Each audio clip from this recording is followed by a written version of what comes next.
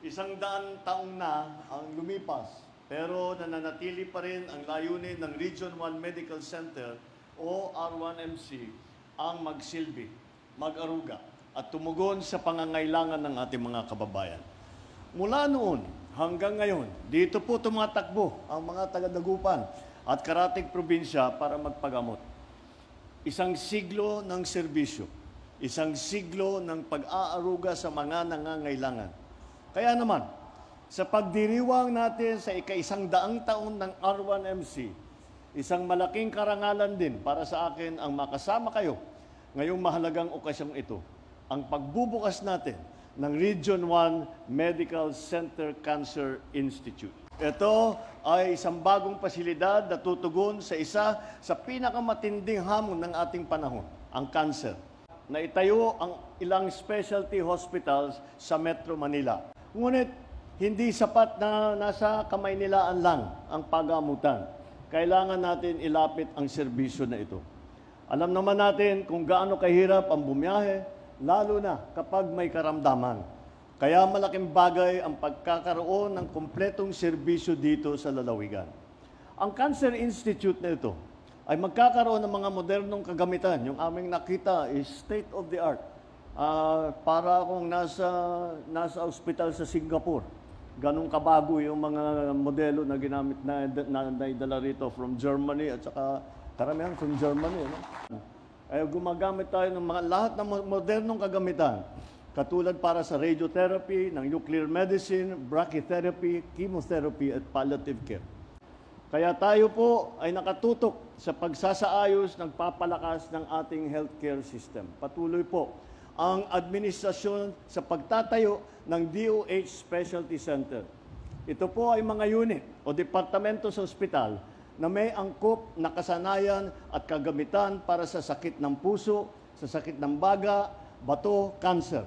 Ngunit ang maliwanag na naging leksyon dyan ay sabi namin sa Manila lamang. Hindi naman, paano naman yung nasa labas?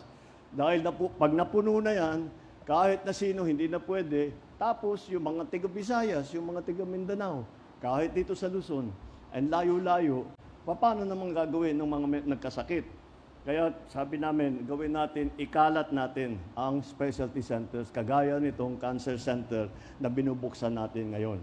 Kaya hindi lang cancer, kung hindi lahat po ng ibang specialty ay gagawin po natin sa mga ospital.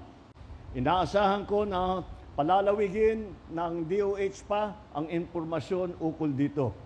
Sana rin ay bilisan ang pagproseso sa mga request sa Cancer Fund. Siguraduhin alam na agad ng pasyente kung kailan niya makukuha ang sagot niya sa request. At wag na natin patagalin. At maraming nangyayari, nakakalimutan, hindi na naproseso. Mamamatay na lang yun, hindi na nagamot. Kaya time is of the essence when it comes to processing those requests. Bago ako magtapos, nais kong batiin ang ating mga magigiting na health care workers. Na-appreciate namin yung ginawa ng lahat ng mga doktor, lahat ng mga nurse, lahat ng mga medtech, lahat ng mga healthcare workers, lahat, kahit hanggang sa barangay health workers, lahat kayo. Malaking itinulong nyo sa amin at marami sa amin ang hindi nabuhay kundi sa ginawa ninyo. Kaya magpapasalamat kami, hindi lamang dahil sa COVID, dahil kayo na bumubuo ng Region 1 Medical Center, kayo ang nagbibigay buhay sa mga institusyong ganito.